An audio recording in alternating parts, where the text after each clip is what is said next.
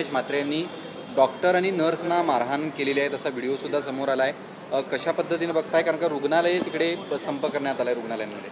मला वाटतं doctor nurses किंवा आरोग्य सेवा देणाऱ्या कर्मचाऱ्यांना आपण दैवतासमान त्या ठिकाणी मानतो आणि त्याच्यामुळं अव्यवस्था झाली असेल, दुरावस्थाही असेल, त्याचं काही समर्थन करण्याचं कारण नाही.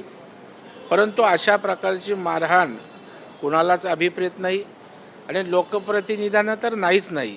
आणि त्याच्यामुळं मला वाटतं ही गोष्ट त्या ठिकाणी योग्य नाही आहे.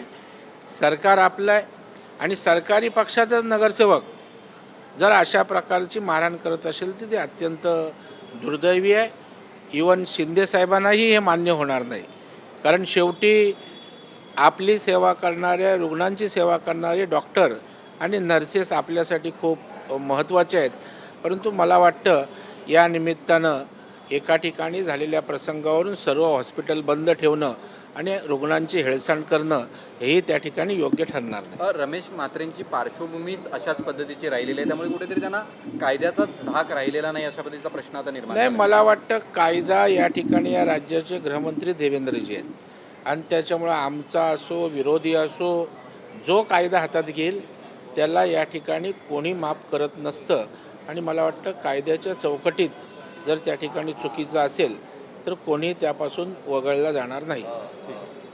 खरं तर मुंबईमध्ये पाऊस ज्या पद्धतीत जोरदार पडत आहे तसेच झाडांची पडण्याची संख्या देखील मोठ्या प्रमाणात आहे. नुसते चौकशी करू, कारवाई करू अशा पद्धतीची उत्तरं सगळीकडण्याच येत आहेत, पण मुंबईकरांची सुरक्षा ही महत्त्वाची वाटत नाही. मला वाटतं या संदर्भामध्ये अश्विनी भिडे त्याशिवाय महापौरांनी उत्तर दिले, ते ग्राउंडवर पण काम करतात. एक गोष्ट खरी आहे की झाडं मोठ्या प्रमाणावर पडत आहेत, पाणीही तुंबलं आहे, परंतु जेवढ्या ताकदीनं या व्यवस्था लावायला पाहिजे, डिझास्टर ज्या पद्धतीनं करायचं आहे त्या डिझास्टर मंत्री गिरीश भाऊ लक्ष घालत आहेत, स्वतः राज्याचे मुख्यमंत्री उपमुख्यमंत्री पण जातीनं लक्ष घालत आहेत. त्यामुळे कोणाचं दुर्लक्ष आहे किंवा केवळ निष्काळजीपणामुळे असं होतं आहे असं विनाकारण राजकीय आरोप या ठिकाणी विरोधक करत आहेत.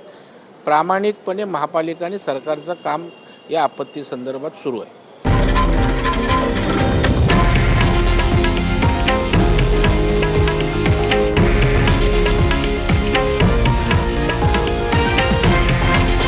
हे आहे देशातील नंबर 1 न्यूज नेटवर्क आणि आपण पाहत आहात TV9 मराठी, एकमेव.